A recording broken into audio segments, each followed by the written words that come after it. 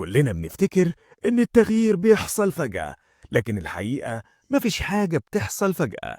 تخيل كده يا صديقي إنك واقف في غرفة برد جدا وقدامك مكعب تلج ودرجة الحرارة بتزيد 26 27 28، وبرضه المكعب لسه ثابت ودرجة الحرارة بتزيد 29 30 31، وبرضه المكعب ما حصلش فيه حاجة.